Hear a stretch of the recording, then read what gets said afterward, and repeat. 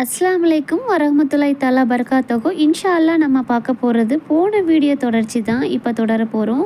Last video நீங்கள் பார்க்கல அப்படின்னா மேலே ஐகார்ட்டில் கொடுத்துருக்கேன், செக் பண்ணி பாருங்கள். உங்களில் எவரேனும் மனைவியரை விட்டு மரணித்தால் அம்மனைவியர் 4 மாதம் 10 நாள் பொறுத்திருக்க வேண்டும். இந்த இத்தா தவணை பூர்த்தியானதும் அவர்கள் தங்கள் நாட்டத்துக்கு ஒப்ப தங்கள் காரியத்தில் ஒழுங்கான முறையில் எதுவும் செய்து கொள்வதில் உங்கள் மீது குற்றமில்லை. அல்லாஹ் நீங்கள் செய்வதை நன்கறிந்தவனாகவே இருக்கின்றான். இவ்வாறு இத்தா இருக்கும் பெண்ணுடன் திருமணம் செய்ய கருதி அது பற்றி குறிப்பாக அறிவிப்பதிலோ அல்லது மனதில் மறைவாக வைத்திருப்பதிலோ உங்கள் மீது குற்றமில்லை. நீங்கள் அவர்களை பற்றி எண்ணுகிறீர்கள் என்பதை அல்லாஹ் அறிவான். ஆனால் இரகசியமாக அவர்களிடம் திருமணம் பற்றி வாக்குறுதி செய்து கொள்ளாதீர்கள். ஆனால் இது பற்றி வழக்கத்திற்கு ஒத்த மார்க்கத்திற்கு உகந்த சொல்லை நீங்கள் சொல்லலாம். இன்னும் இத்தாவின் கெடு முடியும் வரை திருமணம் பந்தத்தை பற்றி தீர்மானித்து விடாதீர்கள். அல்லாஹ் உங்கள் உள்ளங்களில் உள்ளதை நிச்சயமாக அறிகின்றான் என்பதை நீங்கள் அறிந்து அவனுக்கு அஞ்சி நடந்து கொள்ளுங்கள்.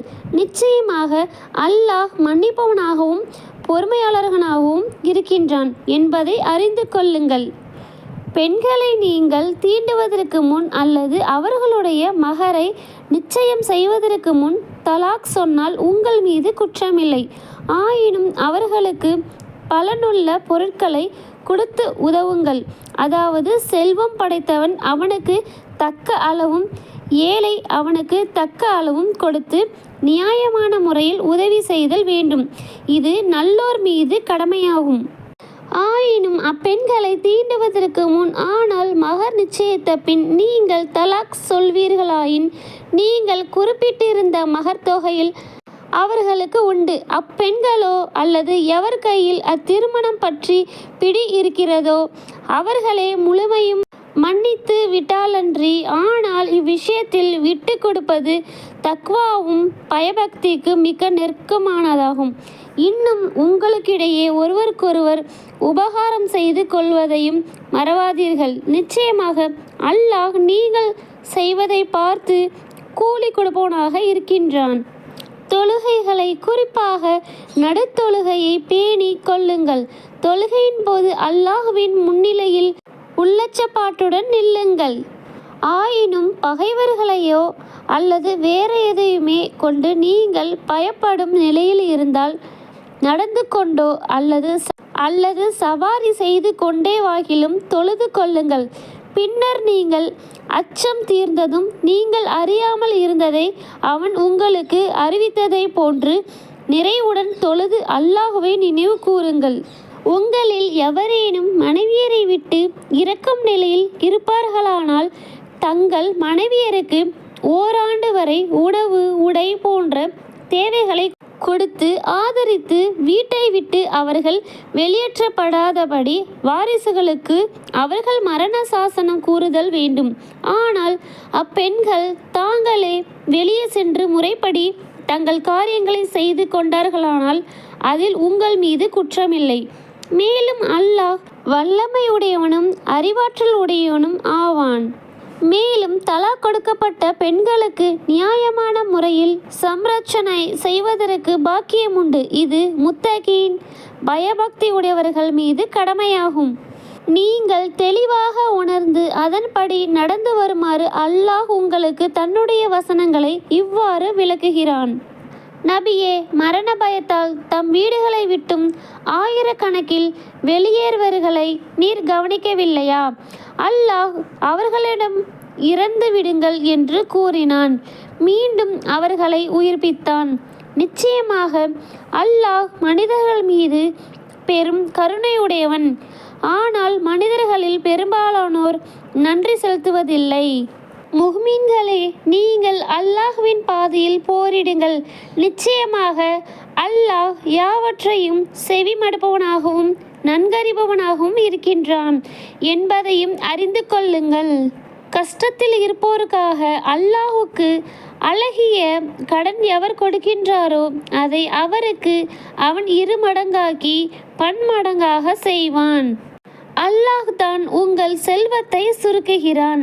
அவனே அதை பெருக்கியும் தருகிறான். அன்றியும் நீங்கள் அவனிடமே மீட்டப்படுவீர்கள். நபியே, மூசாவுக்கு பின் இஸ்ரவேல் மக்களின் தலைவர்களை நீர் கவனித்தீரா? அவர்கள் தம் நபியிடம், நாங்கள் அல்லாஹ்வின் பாதையில் போரிடுவதற்காக ஓர் அரசனை ஏற்படுத்துங்கள் என்று கூறிய பொழுது, அவர் போர் செய்தல் உங்கள் மீது கடமையாக்கப்பட்டால் நீங்கள் போரிடாமல் இருந்து விடுவீர்களா என்று கேட்டார். அதற்கு அவர்கள், எங்கள் மக்களையும் எங்கள் வீடுகளையும் விட்டு நாங்கள் வெளியேற்றப்பட்ட பின் அல்லாஹ்வின் பாதையில் நாங்கள் போரிடாமல் இருக்க எங்களுக்கு என்ன வந்தது என்று கூறினார்கள். எனினும் போரிடுமாறு அவர்களுக்கு கட்டளையிடப்பட்ட பொழுதே அவர்கள் ஒரு சிலரை தவிர மற்ற எல்லோரும் புறமுதுகு காட்டி திரும்பிவிட்டனர். இவ்வாறு அக்கிரமம் செய்வோரை அல்லாஹ் நன்கறிவான். அவர்களுடைய நபி அவர்களிடம், நிச்சயமாக அல்லாஹ் தாலூத்தை உங்களுக்கு அரசனாக அனுப்பியிருக்கிறான் என்று கூறினர். அதற்கு அவர்கள், எங்கள் மீது அவர் எப்படி அதிகாரம் செலுத்த முடியும்? அதிகாரம் செலுத்த அவரை விட நாங்கள்தான் தகுதியுடையவர்கள்.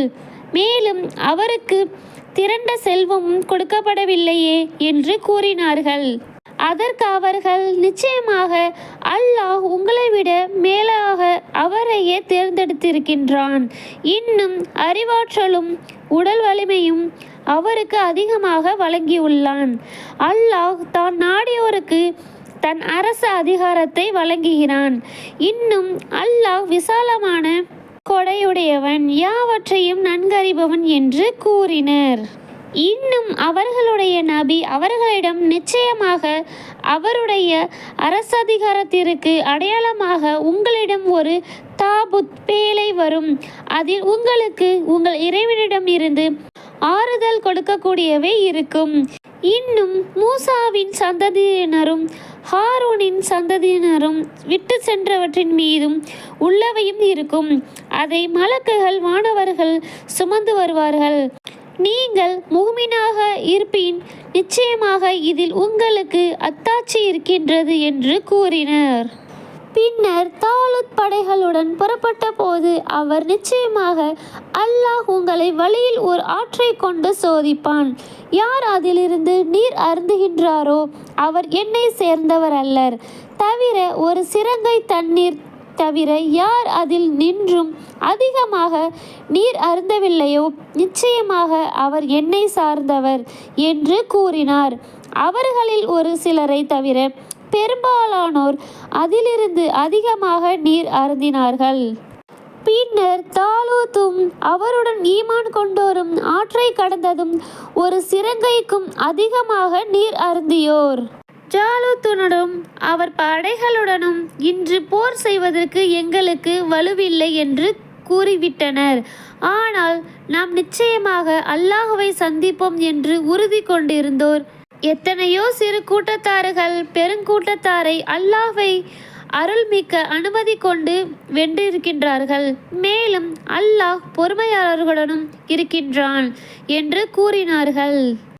மேலும் ஜாலூத்தையும் அவன் படைகளையும் களத்தில் சந்திக்க அவர்கள் முன்னேறி சென்றபோது, எங்கள் இறைவா, எங்களுக்கு பொறுமையை தந்தருள்வாயாக, எங்கள் பாதங்களை உறுதியாக்குவாயாக, காஃபிரான இம்மக்கள் மீது நாங்கள் வெற்றியடைய உதவி செய்வாயாக என்று கூறி பிரார்த்தனை செய்தனர்.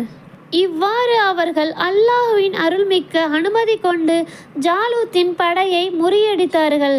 தாவூது ஜாலூத்தை கொன்றார். அல்லாஹ் தாவூதுக்கு அரசுரிமையும் ஞானத்தையும் கொடுத்தான். தான் விரும்பியவற்றை எல்லாம் அவருக்கு கற்பித்தான். இவ்விதமாக அல்லாஹ் மக்களில் நன்மை செய்யும் ஒரு கூட்டத்தினரை கொண்டு தீமை செய்யும் மற்றொரு கூட்டத்தினரை தடுக்காவிட்டால் உலகம் சீர்கெட்டிருக்கும்.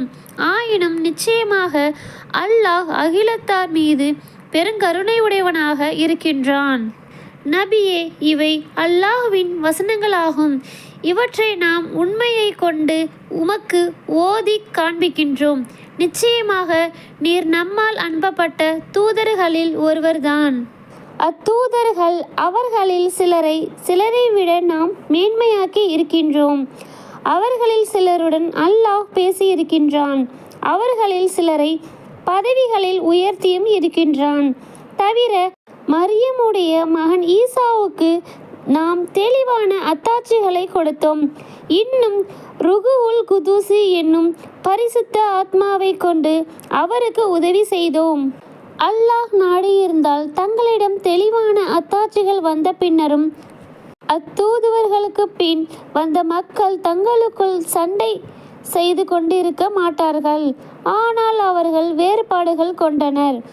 அவர்களில் ஈமான் கொண்டோரும் உள்ளனர், அவர்களில் நிராகரித்தோரும் உள்ளனர். அல்லாஹ் நாடியிருந்தால் அவர்கள் இவ்வாறு சண்டை செய்து கொண்டிருக்க மாட்டார்கள். ஆனால் அல்லாஹ் தான் நாடியவற்றை செய்கின்றான். இன்ஷா அல்லாஹ் இதனுடைய தொடர்ச்சி நாளை இரவு 8 மணிக்கு பார்க்கலாம். அஸ்ஸலாமு அலைக்கும் வரஹ்மத்துல்லாஹி தஆலா வபரகாத்துஹு.